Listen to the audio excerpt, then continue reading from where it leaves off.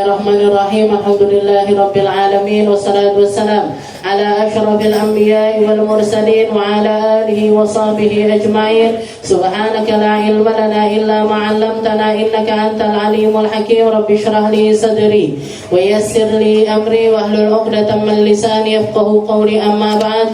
Alhamdulillah ala nikmatil Islam, alhamdulillah ala nikmatil iman wa kafa biha min ni'mah. Allahumma barik lana fi Rajab wa Sya'ban wa ballighna Ramadan wa ballighna Ramadan wa ballighna Ramadan wa a'inna 'ala siyam wal qiyam wa qiraatil Qur'an wa qanni'na bil yasir minal manam. Alhamdulillah, segala puji bagi Allah Subhanahu wa taala yang memasukkan kita ke dalam bulan mulia, menjadikan kita hamba-hamba yang diberi oleh Allah taala nikmatnya Islam, nikmatnya iman, nikmatnya sehat, nikmatnya sempat, nikmatnya masuk ke dalam salah satu bulan mulianya Allah taala, yaitu Rajab, bulannya Allah Subhanahu wa taala, bulannya kita untuk memperbanyak istighfar, bulannya kita untuk mempersiapkan diri menghadapi datangnya bulan Ramadan. Orang-orang yang bersiap-siap tidak akan pernah sama dengan orang yang melaluinya begitu saja. Mereka-mereka yang menantikannya gak akan pernah sama apa yang mereka lakukan, semacam orang-orang yang tidak menanti-nantikannya. Orang-orang yang menjadikan bulan ini sebagai bulan pengharapan, sebagai bulan pembersihan, sebagai bulan untuk kita mengeluarkan segala sesuatu yang buruk-buruk dari dalam diri kita maupun hati kita ataupun pikiran kita, dengan niatan agar nanti masuk di dalam bulan Ramadan kita sudah masuk dalam keadaan berhiaskan segala macam hal-hal yang indah, yang penuh dengan ridhonya Allah Ta'ala, yang penuh dengan keinginan yang sepadan dengan keinginannya Nabi kita Nabi Muhammad sallallahu alaihi wasallam. Kita masuk ke dalam bulan Ramadan siap dohirnya, siap batinnya, siap jasad kita untuk melakukan berbagai macam ibadah fisik di bulan Ramadan, semacam puasa, taraweh, ngaji dan lain sebagainya. Juga siap hati kita untuk menerima segala hal pemberian-pemberian Allah Ta'ala yang luar biasa indah, yang luar biasa banyak, yang Allah Ta'ala hanya titipkan kepada mereka-mereka yang beruntung, mereka-mereka yang diinginkan sama Allah Ta'ala di dalam kebaikan. Utamanya adalah difahamkan tentang perkara agama mereka. Mayuridillahu bi khairan yufaqihu fiddin. Orang yang diinginkan sama Allah Ta'ala untuk jadi baik, difahamkan mana yang mulia, mana yang enggak mulia, mana yang pantas, mana yang enggak pantas, mana yang harusnya saya gapai, mana yang tidak seharusnya saya gapai. Mereka difahamkan. Jadi kefahaman ini letaknya di dalam hati, bukan tentang tulisan, bukan tentang keilmuan, bukan berapa banyak hadis yang mereka hafalkan, bukan berapa banyak Al-Quran yang mereka hafalkan, enggak, tapi seberapa masuknya rasa iman itu ke dalam hati mereka. Setelah itu sebanyak apa berkah yang keluar dari ibadah-ibadah fisik yang mampu mereka lakukan. Itulah hakikatnya para fuqaha, hakikatnya orang-orang yang memahami Islam dengan sebenar-benarnya kefahaman. Karena bahkan di belajar agama atau memahami tentang Islam itu sama Allah Ta'ala disetarakan dengan jihad fisabilillah. Disetarakan dengan berjihad, bawa pedang, bawa tombak, bawa pistol dan lain sebagainya. Allah Subhanahu wa taala mengatakan di dalam Al-Qur'an, "Wa makana lil mu'minina liyanfiru kaffah falau kana" gimana? "Falaula nafara min kulli firqatin minhum ta'ifatun liyatafaqahu fiddin." Akinah di sini terus saja. Beniso benak nih kalau ada yang lupa-lupa. Jadi katanya Allah Subhanahu wa taala, "Wa kana lil mu'minina liyanfiru kaffah." Katanya Allah Ta'ala, wahai Muhammad, kalau kamu ngajukan orang untuk berperang, bikin kelompok-kelompok untuk melakukan jihad di jalan Allah Ta'ala, orang-orang yang ngangkat senjata, orang-orang yang ngangkat bendera mereka, orang-orang yang berpakaian dengan pakaian-pakaian perang, jangan semuanya kamu ajukan.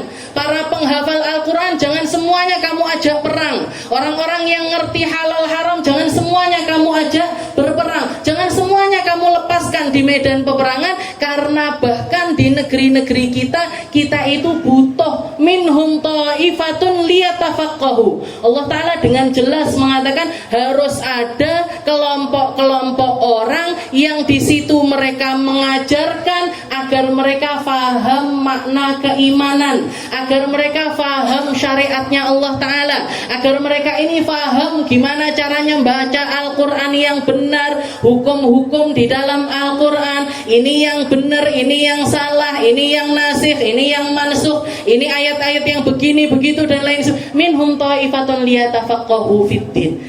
Jadi katanya Allah Ta'ala, jadi apa yang kita lakukan? Kita ketika bikin masuk di dalam kelompok-kelompok keilmuan, apapun itu ilmu yang kita pelajari, ilmu pembahasan tentang khuluqun Nabi, semua yang fisiknya Rasulullah seperti yang kita bahas, wasailul usul ila syamailir rasul.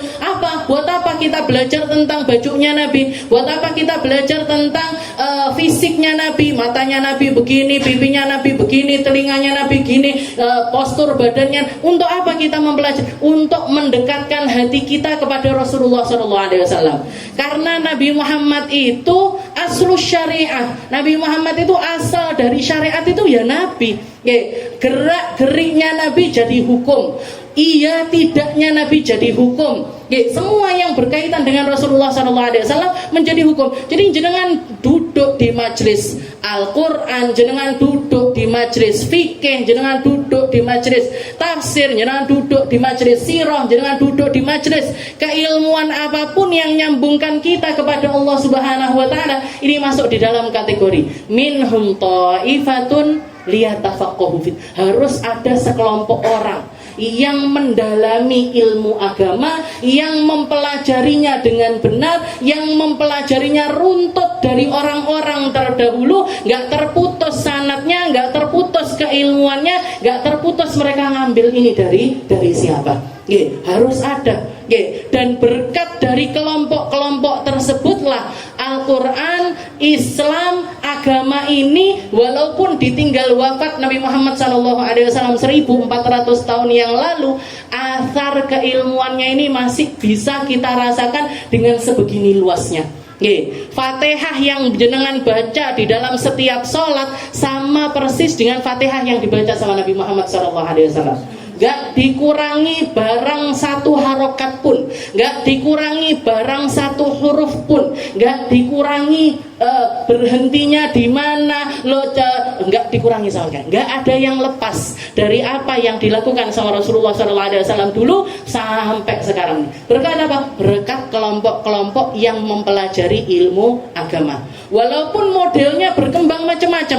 Kalau dulu Rasulullah SAW kajiannya yang majelis kayak gini, duduk setiap pagi, nanti sore, nanti siang, pokoknya setiap kali ada kesempatan Rasulullah duduk sama para sahabat mentalkin para sahabat Al-Quran. Setelah itu diterangkan sama Nabi. Para sahabat nita ini, oh ini turunnya di sini, oh ini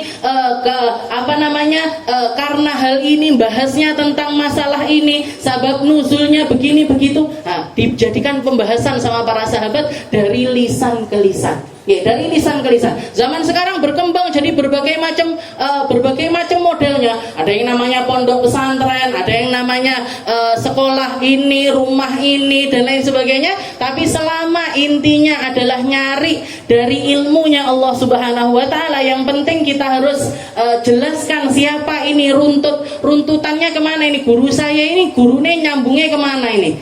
Kalau ada sambungannya sampai kepada Nabi Muhammad SAW, silahkan ambil dari mereka.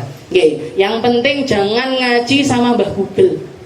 Jangan ngaji modalnya YouTube. Aku ketemu Ustadz Iki neng YouTube. Gak apa-apa sih sebenarnya. Kalau misalkan kita tahu, oh Ustadz ini madhabnya ini, belajarnya dari ustadznya yang ini, runtutannya dari sini, atau direkomendasikan sama guru saya yang ini, silakan. Tapi lek ngawur apalagi sampai dicampur-campur. Aku fikih melok iki, aku tauhidnya melok iki. Melok engko tafsirnya melok iki, Mas. jadinya random jadinya nggih, dadi gaduh-gaduh ndak karu-karuan nggih, nggak karu-karuan pengambilan sanad keilmuan tersebut. Kita lanjutkan pembahasan kita masih di dalam kitab Wasailul Wusul ila Syama'ilur Rasul ta'lifu Syekh al-Alim al-Allamah al-Muhaddits Yusuf bin Ismail an-Nabhani rahimahullahu taala wa nafa'ana bihi bi ulumi fid dharain amin. Wa kana Rasulullah sallallahu alaihi wasallam yalbas ma wajad famarratan syamlah wa marratan burda hibratin yamaniyah wa marratan jubbatan suf ma wajada minal mubah labis. Oke, minggu yang lalu kita bahas dari hadis yang diriwayatkan oleh Sayyidah Asma bintu Abu Bakar, di mana beliau ngambil jubahnya Nabi yang dulunya ada di saudarinya beliau yaitu Sayyidah Aisyah. Sepeninggal dari wafatnya Sayyidah Aisyah diterima atau diambil alih oleh Sayyidah Asma bintu Abu Bakar,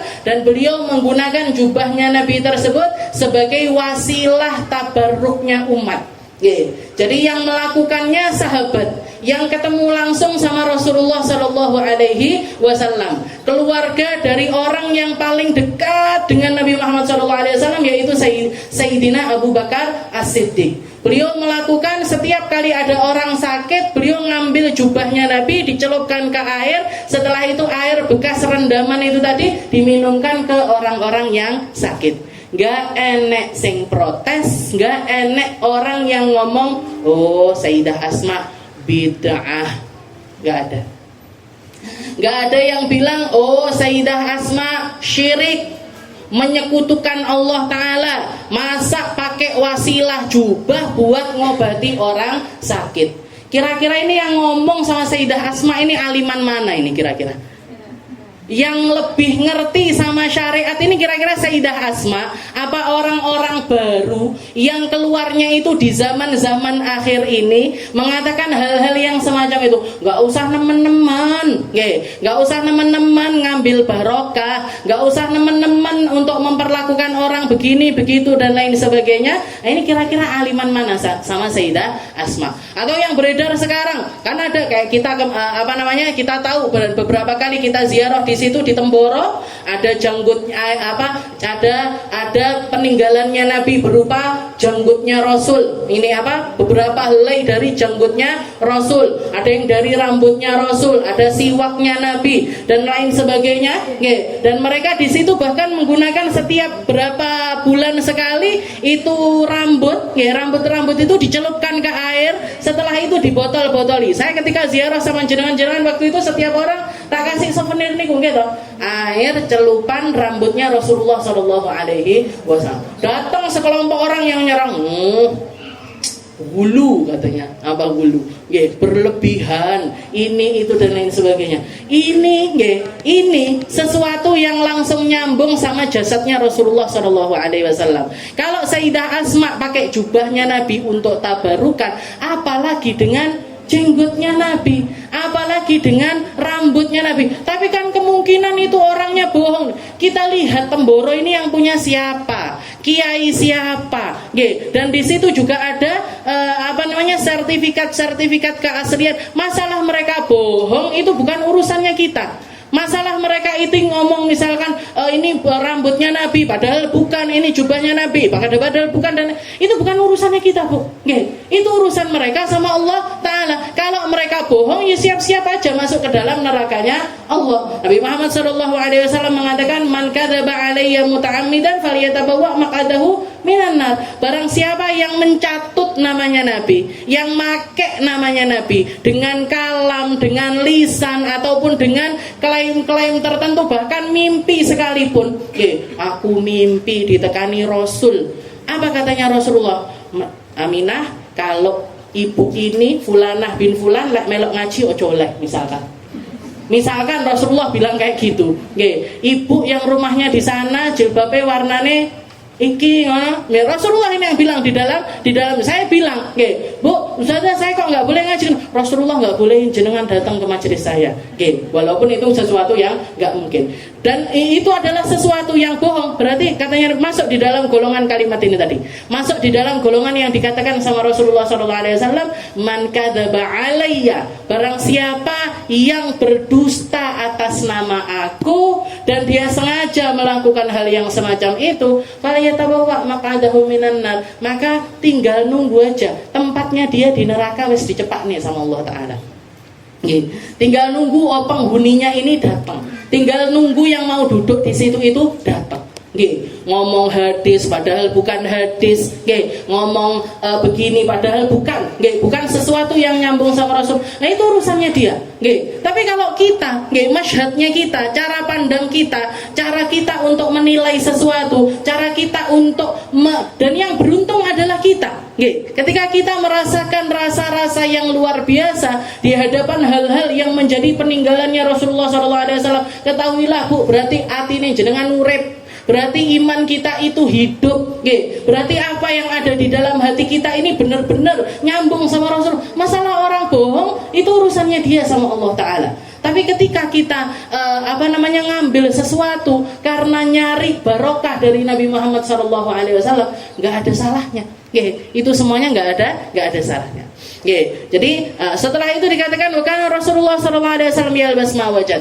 Sekarang katanya di dalam hadis yang lain dikatakan sesungguhnya Nabi Muhammad SAW itu salah satu kriterianya beliau di dalam memilih pakaian adalah yalbas ma wajad, make apa yang ada.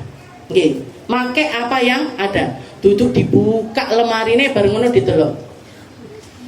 Kok saya nggak punya baju ya hari ini, padahal saat lemari mau kondangan baju saya kok itu aja. Nanti apa kata orang? Sudah tak upload di Instagram baju yang warna kuning ini, masa tak pakai lagi? Nah ini bukan akhlaknya Nabi Muhammad Sallallahu Alaihi Wasallam. Jadi katanya para sahabat, karena Nabi Sallallahu Alaihi Wasallam yalbas ma wajad. Nabi itu kriterianya kalau pakai baju beliau pakai apa yang ada. Nggak golei sing nggak enek. Nggak ngikuti tren-tren tertentu, enggak. Tapi beliau apa yang dipunya itu yang dipakai. Dan ini bisa menjadi patokannya kita di dalam, karena kita atau kultur kita dengan kulturnya orang Arab kan beda. Pakaiannya orang Indonesia dengan pakaiannya orang Arab kan bahannya beda, modelnya juga beda, kainnya juga, jenisnya juga berbeda. Maka kita nggak harus untuk mengikuti sunnah ini harus pakai jenis kain yang sama Rasulullah SAW, nggak harus. Jadi apa yang jadi kebiasaannya orang Indonesia, apa yang tersedia di negeri kita, apa yang banyak ditemukan, gampang ditemukan di sini, kalau kita pakai dengan niatan ngambil sunnahnya Nabi, dengan niatan ngikuti Rasulullah SAW di dalam berpakaian, yaitu yalbas ma wajad, beliau pakai apa yang ada, maka kita dapat kesunahan. Kita dapat kesunahan. Orang Indonesia biasanya yang laki-laki nggak terbiasa pakai gamis, biasane sarungan, biasane kokonan. Kenapa? Karena orang Indonesia rata-rata kayak gitu. Kiai-kiai ini rata-rata kayak gitu. Orang-orang Arab biasa pakai kopiah warna putih. Wong Indonesia senengane gawe hitam, terus songkok, sukanya pakai songkok buat nutupi kepala, ini pakainya songkok atau pakainya belangkon, atau pokoknya penutup kepala. Gimana ini biar pakai baju kayak gitu? Pas misalkan ada acara apa, kemerdekaan atau juga karnaval, pakai itu. Piye caranya ben tetap dapat pahala? Gimana caranya biar tetap nyambung sama Rasulullah SAW? Niatkan pakai baju itu ngikuti Rasulullah, karena Nabi SAW yalbas ma wajad. Rasulullah itu nggak gampang protes, Bu. Belangkonan, duduk ngikuti sunnah, nggak kayak gitu. Pakai pakai sesuatu yang semacam itulah, yang biasa dipakai di Indonesia, tapi Rasulullah nggak pernah menggunakannya. Maka ini tetap bisa ngikuti sunnahnya Rasulullah Shallallahu Alaihi Wasallam. Kenapa? Karena Rasulullah itu kriterianya beliau di dalam berpakaian nggak ribet. Yalbas ma wajad. Kalau perempuan selama nutup aurat, selama pakaiannya itu terjaga, nggak jelekitut sana sini. Karena kadang-kadang kalau pakaiannya laki-laki ini paling gitu-gitu aja. Tapi kalau pakaiannya perempuan ini, asasnya cinta Indonesia, pakai kebaya mutedet. kebayaan tok nggak apa-apa Bu, nggak masalah. Selama semua auratnya tertutup, terjaga sempurna. Nggih, tapi yang jadi masalah ini kalau semua area tubuh kita itu terekspos. Nggih, kemarin saya mau ngaji naik motor itu nggih ngoten niku. Nggih, ada karnavalan ibu-ibu, nggih ibu-ibu pakai jilbab-jilbab, sebagian di antara mereka pakai jilbab-jilbab. Tapi nggih ngoten niku. Nggih, dari atas ke bawah ini wis kuwetok kabeh, bendundung mburi, bendundung ngarep. Nggih, belakangnya kelihatan, depannya juga kelihatan. Nah, ini nggak bisa. Nggih, kenapa? Karena takwa di atas segalanya. Nggih, istilahnya kita pakai sesuatu, pakaian itu nggak apa-apa. Nggih, mau pakai kain bludru, mau pakai kain viskos, mau pakai kain katun, mau pakai kain apapun silahkan. Tapi yang utama adalah nutup aurat kita secara sempurna. Nggih, nutup aurat kita secara sempurna. Famaratan syamlah, maratan burdan hibrah yamaniyah, maratan jubah suf. Dikatakan Rasulullah itu pernah kadang-kadang beliau pakai jubah, pakai syamlah. Syamlah itu kayak pakaian lurus, guys, kayak semacam gamis gitu. Wa maratan burda hibratin yamaniyah. Nah, istilahnya kalau syamlah itu pakaian tapi dari jenis yang nggak terlalu mahal, nggih, pakaian-pakaian biasa-biasa. Kadang-kadang beliau juga pakai burdah hibrah yamaniyah, ini pakaian dari jenis yang mahal, nggih. Kadang beliau pakai sesuatu yang kain dari Yaman yang terkenal dengan mahalnya. Wa marratan jubah suf, bahkan kadang-kadang beliau pakai jubah, nggih, bahannya itu dari suf. Suf itu kayak kain tebel, nggih, kain yang tebel sekali. Nggih, orang-orang sufi, nggih, orang-orang sufi itu dijuluki sufi, nggih, karena mayoritas identitasnya orang-orang sufi itu sukanya pakai baju bahannya dari sufi ini tadi, tebel, nggih. Jadi kalau dipakai itu orang sering kegerahan, nggih. Jadi kainnya nggak jatuh, kainnya itu nggak yang enak dipakai. Nah, tapi Rasulullah pun sering pakai jubah dari suf. Mawajada minal mubah labis. Nah, apapun yang penting mubah, yang penting boleh dipakai, nggak kotor, nggak kecampuran najis, nggak kecampuran sesuatu yang diharamkan. Nah, istilahnya kalaupun nggak pakai sutra, kalau campuran sutra beliau masih pakai, tapi kalau sutra murni beliau nggak pakai. Sutra itu kalau untuk laki-laki, kalau khalis sutra, jadi murni dari sutra semuanya itu yang haram. Tapi kalau ada campuran aja, kalau campuran aja itu masih diperbolehkan. Wa Nabi Musa al-Asy'ari radhiyallahu ta'ala anhu qala akhrajat ilaina Aisyah radhiyallahu ta'ala anha kisa mulabbadan wa izaran ghalidan faqalat qubida Rasulullah sallallahu alaihi wasallam fi hadain. Ada juga hadis yang diriwayatkan oleh Sayyidina Abu Musa al-Asy'ari. Sayyidina Abu Musa al-Asy'ari ini namanya beliau adalah Abdullah bin Qais. Beliau dikenal seringkali dipanggil Abdullah bin Qais, sering juga dipanggil dengan Abu Musa al-Asy'ari. Salah satu sahabatnya Nabi yang terkenal dengan faqih, yang ilmu fikihnya itu luar biasa. Beliau juga termasuk dari golongan sahabat yang paling banyak meriwayatkan hadisnya Nabi Muhammad SAW, terutama yang bab halal haram. Terutama bab toharoh, bab mandi dan lain sebagainya itu banyak diriwayatkan sama Sayyidina Abu Musa al-Asy'ari. Beliau Islam awal, tapi nasibnya sama kayak Sayyidina Ja'far bin Abi Thalib.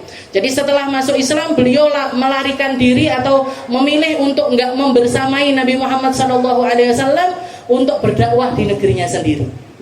Baru gabung sama Nabi setelah terjadinya perang Khaybar. Jadi beliau nggak hadir perang Badar, nggak hadir perang Uhud, nggak hadir perang Khandaq juga nggak hadir. Baru beliau ikut itu perang Khaybar, tapi perang Khaybar sudah selesai baru beliau datang bareng sama Sayyidina Ja'far bin Abi Thalib. Sayyidina Abu Musa al-Asy'ari ini juga terkenal dengan hasanus saut. Suaranya beliau yang indah. Beliau itu suaranya bagus. Sampai dipuji sama Nabi Muhammad SAW, wahai Abdullah bin Qais, sepertinya kamu Lakot utita mizmaran min mizmari al Dawud. Katanya Nabi Muhammad, wahai Abu Musa, sepertinya kamu telah dianugerahi oleh Allah Ta'ala dengan suara yang indah semacam mizmar. Mizmar itu seruling. Mizmaran min mazamiri ali Daud, seperti seruling yang Allah Ta'ala berikan kepada keluarganya Nabi Allah Daud. Maksudnya Nabi, suara kamu itu dikasih sama Allah Ta'ala suara yang indah. Sayyidina Umar bin Khattab kalau ketemu sama Abu Musa al-Ash'ari, beliau mengatakan, wahai Abdullah bin Qais, syawwiqna ila rabbina. Wahai Abdullah bin Qais, sini duduk kita sama-sama. Ngapain? Syawwiqna ila rabbina. Bikin kami rindu kepada Tuhan kita. Bikin rasa di dalam hati kita ini tumbuh semakin baik, semakin indah kepada Allah Subhanahu wa Ta'ala. Setelah itu beliau duduk berdua, ngapain? Baca Al-Quran. Jadi Abu Musa al-Ash'ari ini bacakan ayat-ayat Al-Quran di depan Sayyidina Umar bin Khattab dengan nada-nada yang indah. Dengan pakai nada-nada yang di sini dinaikkan, di sini. Nah, kan orang yang kita lakukan, kita baca maulid, setelah itu kita baca qasidah yang disuruh baca orang-orang yang suaranya bagus dan lain sebagainya. Kenapa kok ulama-ulama kita itu nata hal-hal yang semacam itu? Karena orang yang punya suara indah itu alqalis sama. Yang pertama sudah pasti enak didengar. Gitu.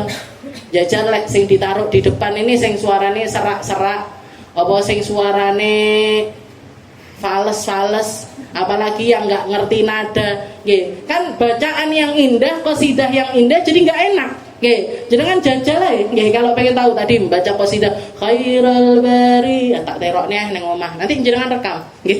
Jenengan rekam neng omah, direkam dhewe-dhewe khairal bari ya. Kira-kira enak kayak dibawakan ar-raudhah apa enggak kira-kira? Kira-kira loh, Jadi istilahnya orang kalau punya suara indah itu memang kelebihan. Seperti yang dikatakan sama Nabi Muhammad SAW. Rasulullah sering minta didengarkan Al-Quran lewat orang lain. Lewat orang lain. Jadi sahabat-sahabat Nabi, Sayyidina Abdullah bin Mas'ud itu juga terkenal suaranya indah. Sama Rasulullah dipanggil sama Nabi, suruh baca Al-Quran. Katanya Abdullah bin Mas'ud, ya Rasul, Aqra alaikum, kami baca di hadapan engkau, wa alaika unzil, padahal Al-Quran ini diturunkan kepadamu ya Rasul. Katanya Rasulullah, saya pengen dengar dari orang lain. Dan ketika saya dengar dari orang lain, itu ada rasa lain juga di dalam hati saya yang Allah Ta'ala timbulkan. Jadi termasuk kebiasaannya para sahabat itu narik rasa satu sama lain. Narik rasa satu sama lain. Lagi lalai, ayo ingetin bareng-bareng. Lagi istilahnya lagi gusar, lagi capek, lagi sedih. Ini gimana ini biar semangat lagi ini gimana? Ngumpul bareng-bareng melakukan sesuatu yang mengingatkan mereka kepada Allah Subhanahu wa Ta'ala, mengingatkan mereka untuk jadi lebih taat, mensabar-sabarkan di dalam kehidupan, dan juga membuat mereka ini merasa nggak sendirian. Itu yang dilakukan oleh para sahabat-sahabatnya Nabi Muhammad SAW. Dan beliau di akhir usianya beliau dakwah di negeri Basrah. Katanya Sayyidina Hasan al-Basri, salah satu karunia Allah Ta'ala yang terbesar untuk ahlu Basrah adalah dengan didatangkannya Abu Musa al-Ash'ari untuk dakwah di situ, sehingga fikih ini meluas di negeri Basrah. Dan dikatakan di akhir usianya beliau, ketika beliau sakit, ketika beliau sudah badannya lemah, sudah menua dan lain sebagainya, beliau ini justru malah enggak patah semangat atau enggak terus mengistirahatkan dirinya, enggak, tapi malah justru ibadahnya itu berkali-kali lipat dibandingkan ketika masih muda. Bacaan Al-Qur'annya ditambahi, ngajinya ditambahi, sholatnya ditambahi, sampai orang-orang sekitarnya, keluarganya itu kesian. Istilahnya orang kalau sudah sepuh itu kan banyak yang mandang, oh sudah udzur, wes sholatnya lingguh hae, sholatnya ngletak hae, ininya begini begitu dan lain sebagainya.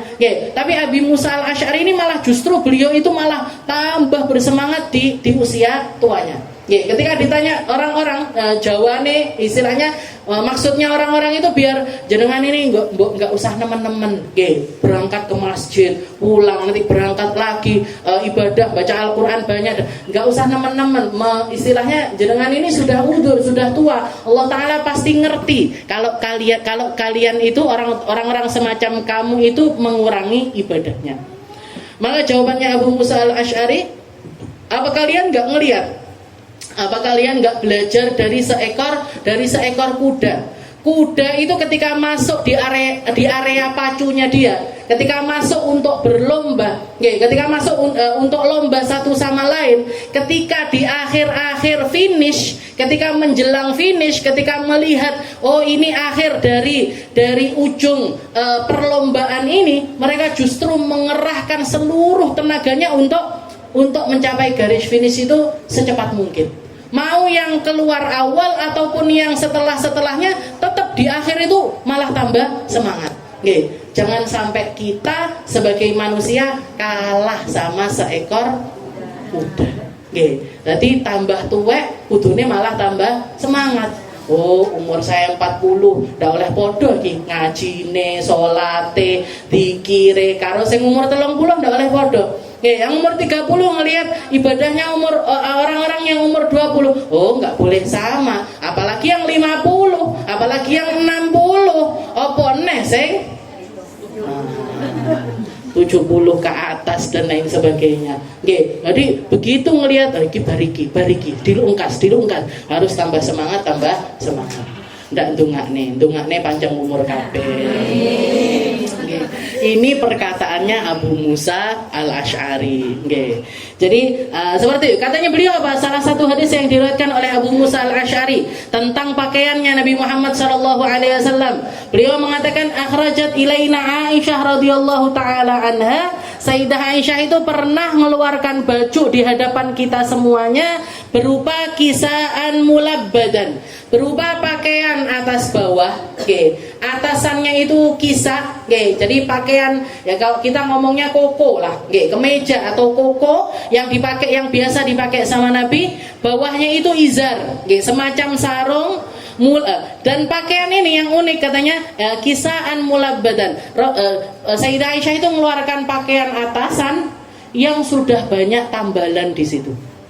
Sudah banyak tambalan di situ. Wa izaran ghalidhan, dan beliau juga mengeluarkan satu sarung, bukan sarung yang bagus, bukan sarung yang kualitasnya bagus, tapi izaran ghalidhan, sarung yang tebal, yang kalau dipakai itu pasti nggak nyaman. Kalau dipakai itu pasti nggak nyaman. Faqalat, dan Sayyidah Aisyah mengatakan qubida Rasulullah sallallahu alaihi wasallam fi hadain. Nabi Muhammad sallallahu alaihi wasallam wafat dalam keadaan mengenakan dua pakaian ini. Jadi atasannya lubang-lubang di mana-mana, banyak tambelan yang ditambal berkali-kali, dan sarungnya bukan sarung yang kualitas bagus, tapi sarung yang biasa-biasa saja. Itu pakaian yang dikenakan Nabi terakhir kali ketika beliau itu dalam keadaan wafat. Jadi beliau wafat ketika menggunakan dua lembar baju tersebut. Itu disaksikan oleh Abu Musa Al-Asy'ari, dan yang mengeluarkan adalah Sayyidah Aisyah. Dari sini kita juga belajar bahwasanya nggak apa-apa. Seseorang itu kalau misalkan Rasulullah seperti yang kita tahu, banyak orang ngasih baju beliau, banyak orang menghadiahi baju beliau, dan beliau setiap kali pakai baju baru, yang lama disedekahkan. Tapi beliau juga beberapa kali atau sering kali ditemukan pakai baju itu terus. Bolong ditambal, kancingnya cepot dibenakne. Nah itu juga termasuk kebiasaannya Rasulullah Shallallahu Alaihi Wasallam. Yang artinya apa? Beliau itu masalah pakaian itu slow sekali. Enek sing jebol ya wes dijahit. Ya udah dijahit. Adanya sarung yang tebel, nggak terus beliau nyari sarungnya istilah, atau bahkan saya sakit boyo dikei klambi sing enak ya, enggak. Jadi beliau bahkan wafat dalam keadaan menggunakan pakaian yang semacam itu. Sayyidah Khadijah bintu Khuwailid, istrinya Nabi Muhammad SAW juga senasib. Beliau wafat itu baju yang dikenakan ketika beliau wafat itu ada lebih dari 20 tambalan. Sayyidah Khadijah yang pernah jadi perempuan paling kaya di negeri Mekah, meninggal pakai bajunya itu sudah pernah ditambal di 20 tempat. Jajal jenengan delok lambine dewi-dewi. Wis enek sing tahu ditambeli apa ndak? Udah pernah ada yang iki jebol ditambal. Iki anune wis ngas dikuak ae lah. Wis disumbang ae lah. Disumbangnya ya, tapi ya nggak apa-apa kalau disumbangkan niatnya buat biar ngikuti sunnah juga, nyumbang kelambi. Ini ada dibuka lagi, nyumbang baju buat orang-orang yang ada di Sumatera, Aceh dan lain sebagainya. Tapi jangan lewat saya, lewat pondoknya Habib Mustafa, kalau mau. Wa kana lahu sallallahu alaihi wasallam kisaun mulabbadan yalbasu wa yaqul innama ana 'abd albasu kama yalbasul 'abd. Ini juga termasuk salah satu hal yang diucapkan sama Nabi Muhammad sallallahu alaihi wasallam ketika beliau pakai kisaun mulabbad. Pakai baju sudah banyak tambalannya. Yalbasu tapi masih dipakai, sering dipakai sama Nabi. Masih sering dipakai sama Nabi. Wa yaqul dan beliau mengatakan innama ana 'abdun albasu kama yalbasul 'abd. Saya ini seorang budak, maka nggak ada masalah pakai baju layaknya budak. Saya ini hamba sahaya, nggak masalah kalau pakai baju semacam hamba sahaya. Pakaian yang lusuh, pakaian yang dianggap orang nggak layak pakai dan lain sebagainya, katanya Nabi nggak ada perkataan seperti itu. Innama ana abad albas kama yalbasul abad. Saya adalah hamba saya pakai baju layaknya seorang hamba. Dan penghambaan kepada Allah Subhanahu wa taala adalah makom tertinggi di dalam diri seseorang. Orang kalau mau tahu seberapa tinggi makom kita, maka paling tinggi makomnya seseorang adalah ketika Allah taala mengakui diri kita sebagai seorang hamba. Wa kana lahu sallallahu alaihi wasallam kisaun aswad fa wahabahu fa qalat lahu ummu salamah bi abi anta wa ummi ma fa'ala dhalika al-kisaul aswad fa qala kasawtu fa qalat ma ra'aitu syai'an qat ahsana min bayadika ala sawadi. Pernah juga Nabi Muhammad sallallahu alaihi wasallam punya baju warnanya hitam meles. Jadi kisah baju tapi warnanya itu hitam. Fawahabahu, nggak lama setelah beliau punya baju itu, beberapa kali dipakai, disedekahkan kepada orang. Faqalat lahu Ummu Salamah, istrinya beliau namanya Sayyidah Ummu Salamah, nanya sama Nabi, bi abi anta wa ummi ma fa'ala dzalikal kisaul aswad. Ya Rasul, demi ibuku, demi ayahku, jenengan beberapa kali saya lihat pakai baju warna hitam. Ini tapi kok saya lama nggak ngelihat jenengan pakai baju hitam itu lagi, kemana ya Rasul? Faqala, Rasulullah mengatakan kasautu, aita saddaqtu bih, saya sedekahkan ke orang. Baju hitam itu saya sedekahkan ke orang. Faqalat, maka Sayyidah Ummu Salamah mengatakan, ma ra'aitu syai'an qat ahsan min bayadika ala sawadi. Ya Rasul, padahal saya senang lihat jenengan pakai baju hitam itu. Karena kulit putih itu ketika berbalut dengan pakaian hitam tersebut itu memancarkan keindahan yang luar biasa. Kulitnya Nabi kan putih, pakai baju warnanya hitam. Sesuatu yang kontras itu kan langsung menunjukkan warna istilahnya yang paling istimewa dari warna tersebut. Warna hitamnya mencolok hitamnya, warna putihnya Nabi mencolok putihnya. Katanya Sayyidah Ummu Salamah, padahal saya senang lihat jenengan pakai baju hitam itu, tapi kok wis keburu disedekahkan kepada orang lain. Karena memang itu kebiasaannya Nabi. Rasulullah kalau sudah pakai beberapa kali dikasihkan orang, pakai beberapa kali dikasihkan orang. Wallahu a'lam bishawab. Insyaallah kita lanjutkan di pertemuan yang selanjutnya.